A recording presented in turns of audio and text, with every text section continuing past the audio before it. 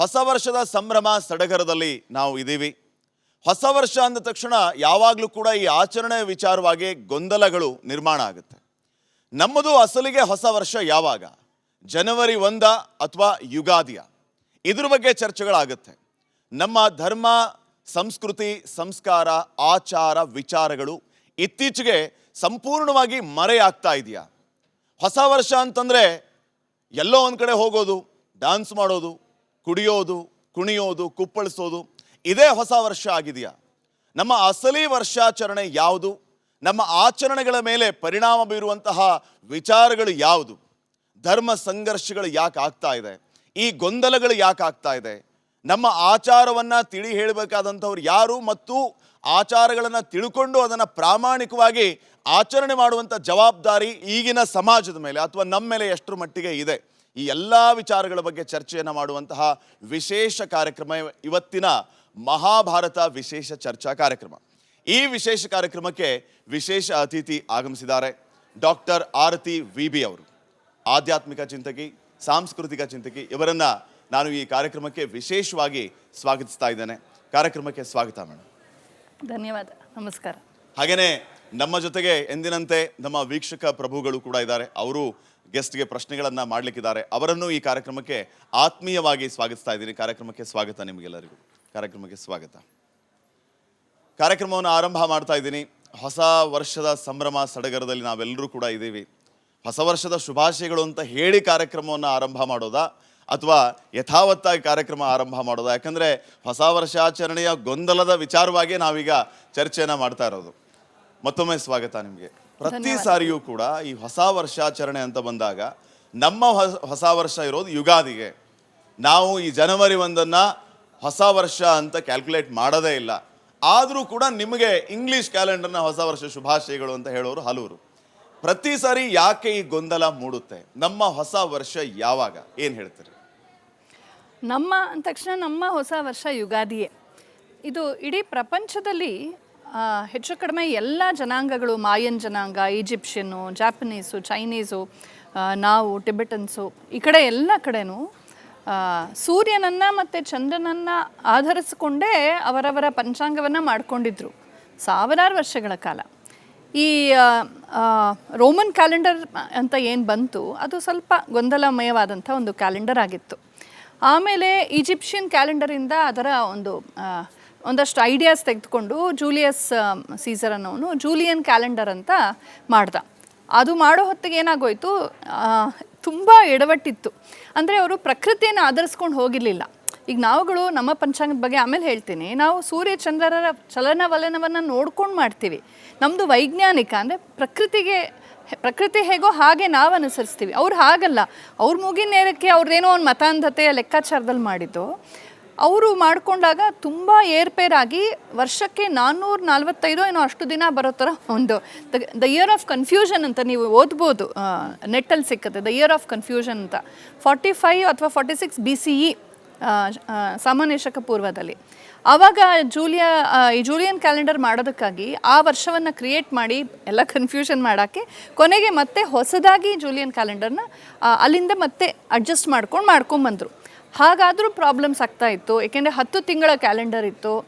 ಅವರ ಮುಖ್ಯವಾಗಿ ಅವರ ಕ್ರಿಶ್ಚಿಯನ್ ಸೆಲೆಬ್ರೇಷನ್ಸ್ ಏನಿದೆ, ಫೆಸ್ಟಿವಲ್ಸು, ಅದನ್ನು ಅವ್ರು ಕ್ಯಾಲ್ಕುಲೇಟ್ ಮಾಡೋಕ್ಕೆ ತುಂಬ ಕಷ್ಟ ಆಗ್ತಿತ್ತು. ಏಕೆಂದರೆ ಇವ್ರು ಹೇಳೋ ಡೇಟ್ಗೂ ಆ ಸೀಸನ್ ಬರ್ತಿರ್ಲಿಲ್ಲ, ಆ ಋತು ಬರ್ತಾ ಇರಲಿಲ್ಲ. ಹೀಗಾದಾಗ ಕೊನೆಗೆ ಪೋಪ್ ಗ್ರೆಗೋರಿಯನ್ 13 ಅಂತ ಆತ 1582ನಲ್ಲಿ 1582ರಲ್ಲಿ ಇವಾಗಿನ ಯಾವ್ದು ಫಾಲೋ ಮಾಡ್ತಾ ಇದೀವಿ ಇದನ್ನು ಮಾಡಿ 12 ತಿಂಗಳು ಅಂತ ಮಾಡಿ, ಆಮೇಲೆ ಸ್ವಲ್ಪ ಹೆಚ್ಚು ಕಡಿಮೆ ಅಲ್ಲಿ ಇನ್ನೊಂದು ಏನಾಗಿತ್ತು ಅಂದರೆ ಜೂಲಿಯಸ್ ಸೀಸರು, ಅಗಸ್ಟಸ್ಸು ಅವ್ರ ಹೆಸರನ್ನ ಆರೋಪಿಸ್ಬಿಟ್ರು. ಜುಲೈ ಬಂದಿದ್ದು ಜೂಲಿಯಸ್ ಸೀಸರ್ ಹೆಸರು ಮೇಲೆ, ಅಗಸ್ಟಸ್ ಹೆಸರು ಮೇಲೆ ಆಗಸ್ಟ್ ಬಂತು. ಆಮೇಲೆ ಪೂರ್ವದಲ್ಲಿ ಅದಕ್ಕೆ ರೋಮನ್ ಗಾಡ್ಸ್ ಹೆಸರಿತ್ತು. ಈಗ ಜಾನುವಾಸ್ ಅಂತ ಒಂದು ರೋಮನ್ ಗಾಡ್ ಹೆಸರು ಜನವರಿಗೆ ಬಂತು. ಫೆಬ್ರವರಿ ಅಂತ ಒಂದು ಫೆಸ್ಟಿವಲ್, ಒಂದು ಆಚರಣೆಯ ಹೆಸರು ಫೆಬ್ರವರಿಗೆ ಬಂತು. ಹಾಗೆ ಮಾರ್ಕಸ್ ಅಥವಾ ಮಾರ್ಚ್ ಅಂತ ಹೇಳ್ತಾರೆ, ಅದು ಮಾರ್ಚ್ಗೆ ಬಂತು. ಆಮೇಲೆ ಏಪ್ರಿರ ಅಂತ, ಏಪ್ರಿರೇ ಅಂದರೆ ಹೂವು ಅರಳೋದು ಅಂತ, ವಸಂತ ಕಾಲ ಶುರುವಾಯಿತು ಅಂತ ಹೇಳಿ ಏಪ್ರಿಲ್ಗೆ ಹೆಸರು ಬಂತು. ಮೇಯಸ್ ಅನ್ನೋ ದೇವರು, ಜೂನೋಸ್ ಅನ್ನೋ ದೇವರು, ಇದೆಲ್ಲ ಮೇ ಜೂನಿಗೆ ಬಂತು. ಜುಲೈಗೆ ಜೂಲಿಯಸ್ ಸೀಸರ್ ತನ್ನ ಹೆಸರು ಕೊಟ್ಬಿಟ್ಟು ಒಂದು ದಿನ ಜಾಸ್ತಿ ಮಾಡ್ದ, 31 ಅಂತ. ಸುಮ್ಮನೆ ಅದು ವಿಜ್ಞಾನವೇನಿಲ್ಲ. ಆಗಸ್ಟಸ್ಸು ನಾನೇನು ಕಮ್ಮಿ ಅಂತ ಆತನೂ ಮಾಡ್ದ. ಹಾಗೆ ಆಮೇಲೆ ಏನು ಮಾಡಿದ್ರು, ಆಮೇಲೆ ಬಿಟ್ಬಿಟ್ರು. ಸೆಪ್ಟೆಂಬರ್, ಅಕ್ಟೋಬರ್, ನವಂಬರ್, ಡಿಸೆಂಬರ್ ಯೋಚನೆ ಮಾಡಿ ನೋಡಿ. ಸೆಪ್ಟಾ ಅಂದರೆ 7.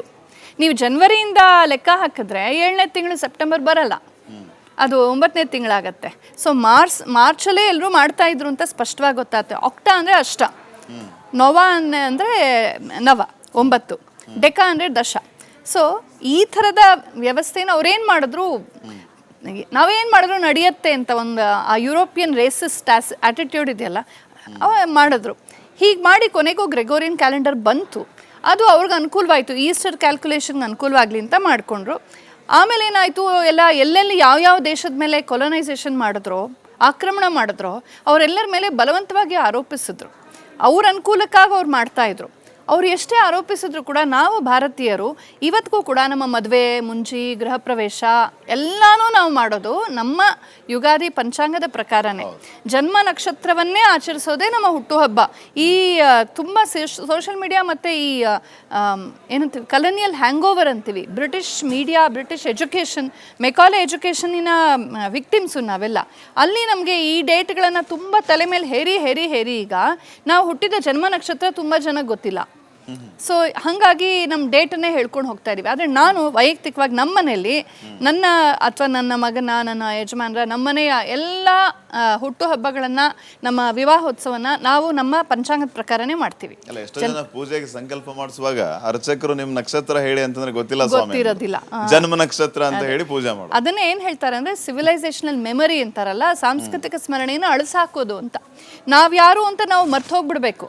ಆ ರೀತಿ ಟೆಕ್ಸ್ಟ್ ಬುಕ್ಸ್ ಮೂಲಕ, ಮೀಡಿಯಾ ಮೂಲಕ, ಸಿನಿಮಾಗಳ ಮೂಲಕ ಒಂದೊಂದಾಗಿ ಆರೋಪಿಸಿ ಕ್ರಮೇಣ ನಾವು ನಮ್ಮದನ್ನು ಮರೆಯೋ ಹಾಗೆ, ನಾವು ಒಂದೇ ಸಲ ಮತಾಂತರವಾಗದೆ ಹೋದ್ರು ನಮ್ಮೊಳಗೆ ಸಾಕಷ್ಟು ಪರಕೀಯತೆ ತುಂಬೋ ಹಾಗೆ ಅದನ್ನು ವ್ಯವಸ್ಥಿತವಾಗಿ ಮಾಡಿದ್ರು. ಅದು ನಾವು ಸ್ವಾತಂತ್ರ್ಯ ಬಂದ ತಕ್ಷಣ ಇದನ್ನೆಲ್ಲ ಕಿತ್ತಾಕಿ ನಮ್ಮ ರೀತಿ ನಾವು ಇರಬೇಕಾಗಿತ್ತು. ಎಷ್ಟೇ ನಾವು ಗ್ಲೋಬಲ್ ಆಗಿದ್ರು ನೋಡಿ, ಗ್ಲೋಬಲ್ ಅಂದರೆ ಮರ ಎಷ್ಟು ದೊಡ್ಡದಾಗಿ ಬೆಳೆದ್ರು ಅದರ ಬೇರನ್ನು ಅದು ಕಳ್ಕೊಳ್ಬಾರ್ದು. ಬೇರನ್ನು ಕಳ್ಕೊಂಡ್ರೆ ಉಫ್ ಬಿದ್ಬಿಡುತ್ತೆ ಮರ. ಹಾಗೆ ಬೇರುಗಳನ್ನು ಕಳ್ಕೊಳ್ದೇ ಇದ್ದದ್ರಿಂದ ನಮಗೆ ಎಷ್ಟೇ ಆಚೆಯಿಂದ ಆಕ್ರಮಣ ಆದರೂ, ಎಷ್ಟೇ ಆರೋಪವಾದರೂ ಕೂಡ ನಾವು ಉಳ್ಕೊಂಡ್ವಿ. ಆದರೆ ಇವತ್ತು ಲೇಟೆಸ್ಟ್ ಜನ್ರೇಷನ್ಸಲ್ಲಿ ಏನಾಗ್ತಾ ಇದೆ ಅಂದರೆ, ಬಾಲಿವುಡ್ ಅನ್ನೋ ಒಂದು ದೊಡ್ಡ ಕಸತೊಟ್ಟಿ ಇದೆ, ಅದು ಮತ್ತು ಎಲ್ಲ ಅಶ್ಲೀಲತೆ, ಕೊಳಕು, ಪೋರ್ನು, ಆಮೇಲೆ ಮಾರ್ಕೆಟಿಂಗು, ಈ ಟೈಮಲ್ಲಿ ನ್ಯೂ ಇಯರ್ ಗಿಫ್ಟ್ಸು, ಅದು ಇದು ಅಂದ್ಕೊಂಡು ನೋಡಿ. ನಿನ್ನೆ ಪೇಪರಲ್ಲಿ ನೋಡಿದೆ 500 kg ಮಾದಕ ದ್ರವ್ಯಗಳು ನಮ್ಮ ರಾಜ್ಯದಲ್ಲಿ ಓಡಾಡ್ತಾ ಇದೆ ಜನವರಿ 1 ಸೆಲೆಬ್ರೇಷನ್ ನೆಪದಲ್ಲಿ. ಅಂದ್ರೆ ಎಲ್ಲ ಮಾಡಬಾರದೆಲ್ಲ ಮಾಡೋದಕ್ಕೆ ಇದೊಂದು ವೇದಿಕೆ ಆಗೋಗ್ಬಿಟ್ಟಿದೆ. ಸೊ ಮಾಡೋದೇ ಹೊಸ ವರ್ಷಾಚರಣೆ ಅನ್ಕೊಂಡ್ಬಿಟ್ಟು